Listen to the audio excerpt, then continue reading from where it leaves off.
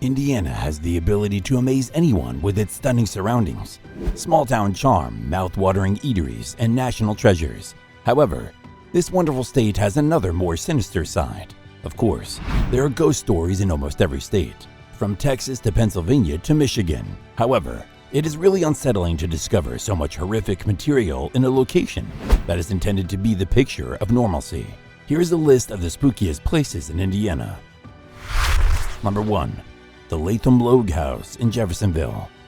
Legend tells us of the ghost that haunts the Latham Log House is that of a man named William Latham. He was a successful businessman and one of the house's original owners. It is said that William's ghost can be seen strolling the lobbies and chambers of the cottage, as well as appearing in the attic and basement, especially in the basement. Some visitors have even seen William's ghost standing at the top of the stairs, looking down at them in a horrifying manner. There have also been reports of weird blusters all around the house.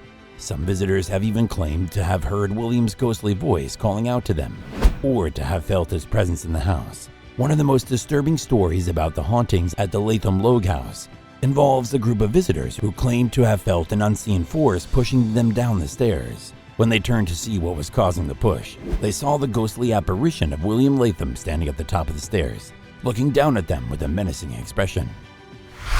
Number 2. The Willard Library in Evansville.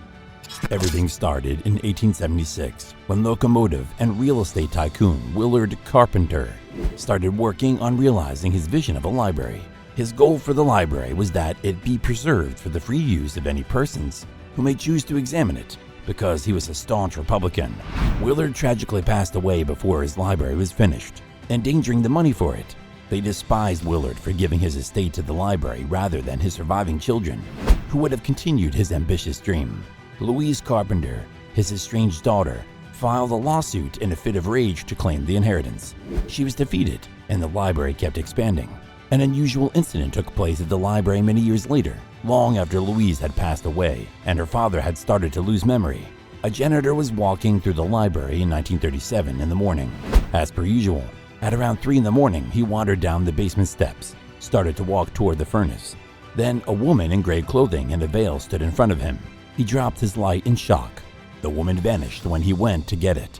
The janitor ran away, and soon after, he left his job at the library. He was unable to receive a guarantee that the phantom wouldn't reappear. Soon, other employees and customers started reporting seeing the spectral gray lady. She occasionally performed pranks on library patrons by flickering lights, turning on and off the faucets, and most egregiously, misshelving books. Number 3. The University of Notre Dame in South Bend. George Gipp missed curfew one chilly dark night in December 1920 and came home to find his dormitory, Washington Hall, locked. He chose to sleep outside instead of sneaking in and run the chance of being discovered. He most certainly perished as a result of his choice, as he later had difficulties after developing pneumonia. The students who resided in Washington Hall soon after Gipp's passing began to report paranormal activity. They claimed to have heard weird noises like papers rustling beneath doors, late-night music playing, phantom footsteps, and even horns sounding suddenly. There is no need for worry because the Gipper is thought to be amiable, even though his ghost is known to occasionally frighten students at the music hall on campus. Number 4. The West Baden Springs Hotel. The enormous French Lick Springs Hotel is tucked away in the small tourist community of French Lick. This storied hotel, built in 1845, is the jewel in the crown of this little Indiana town in the south. The hotel's first owner, Taggart, took over in the middle of the 1800s, and according to the lore in the area, he never truly departed. Even though Taggart died in 1916, statements of his sightings persist. Both guests and hotel attendants often encounter uncommon and ghostly activities, which they think is the result of Taggart himself. There are 2 typical areas where Taggart can be noticed. However, portrayals vary from individual to individual. Many people saw him standing next to the service elevator, where they can smell pipe smoke strongly, and occasionally they even see his ghost. Additionally, when the hotel is busy, he is reported to use the service elevator. Number 5. The Shanghai Restaurant in Indianapolis. According to legend, the ghost that haunts the Shanghai Restaurant is that of a man named Charlie Su, who was the original owner of the restaurant. Charlie was a successful businessman and a beloved figure in the community. After his death, his ghost is said to have remained at the restaurant, appearing to guests and employees as a friendly presence. At the Shanghai Restaurant, there have been several accounts of weird noises, including a group of diners who claim to have seen Charlie's ghost standing at the end of their table and grinning at them while they ate their lunch is one of the most well-known tales concerning the hauntings at the Shanghai Restaurant. However, this paranormal activity has not stopped the brave to come. Visitors dine at the restaurant and experience the alleged paranormal activity for themselves. Number 6. The Oliver Mansion in South Bend. One of 3 historic South Bend homes that visitors can explore through the History Museum was constructed in 1895 for J.D. Oliver and his family. It has 38 rooms. Although it might appear too charming to be frightful, some former workers insist the location is haunted. Epps Cop Shalom tour guide claimed, "I had lights turn on and off while I shut down the mansion for the evening. The call buttons have turned on while I was sitting in the room, with arrows that flew up indicating which rooms in the house require assistance, but there's no energy for them. When the lights were turned off at the end of the night, Ratner began racing across the small ballroom and pool area. She claimed that being there gave her a horrible feeling. She added, I was also unable to go one day because the doors wouldn't open.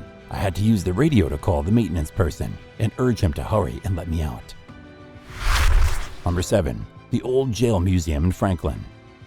The Old Jail Museum, once known as Carbon County Jail, is now a fully operational museum and a popular tourist destination for ghost hunting.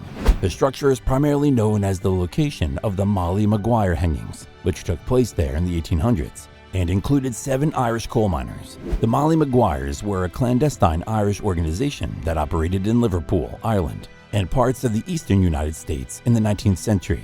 The group was involved in land disputes. 20 Molly Maguires were involved in a string of violent fights in the 1800s. They were quickly found guilty of murder and were scheduled to be hanged in 1877 at the Carbon County Jail and one other location. One of the Molly Maguires slated for execution by hanging, Alexander Campbell, left his mark on the prison. He wrote, "There is proof of my words. That mark of mine will never be wiped out. It is proof of my innocence, and it will remain forever to shame the county for hanging an innocent man on the wall of his cell just before being put to death. To this day, that mark has never been wiped out despite countless tries. It is said that their ghosts still haunt the place." Number 8. The Old State Capitol in Corydon. The Old State Capitol in Corydon, Indiana, is a historic building that is said to be haunted by the ghosts of former politicians and civil servants. The building was used as the state capitol of Indiana from 1816 to 1825 and is now a museum open to the public. According to legend, the ghosts that haunt the Old State Capitol are those of former politicians and civil servants who worked in the building when it was the state capitol.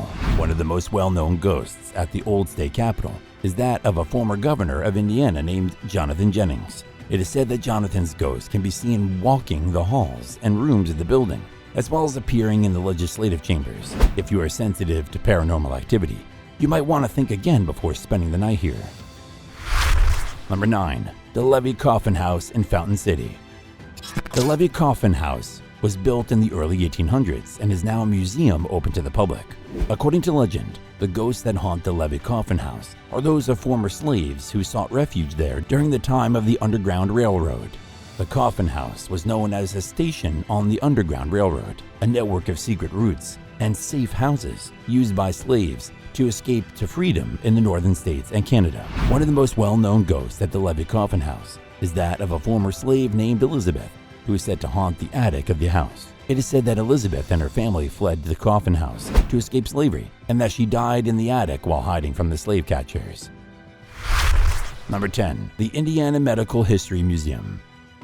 Between 1848 and 1994, the Indiana Medical History Museum housed thousands of unfortunate patients as the Central Indiana Hospital for the Insane.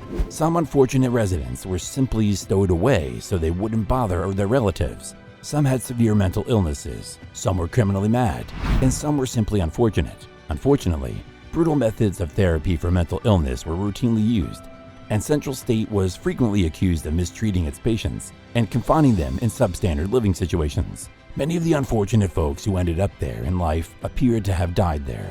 Today, the location is home to the Indiana Medical History Museum, which features some quite gory anatomical exhibits. It is typical to see floating spheres of light, feel invisible hands touching you, and hear groans and screams emanating from the unidentified mouths, according to both visitors and employees.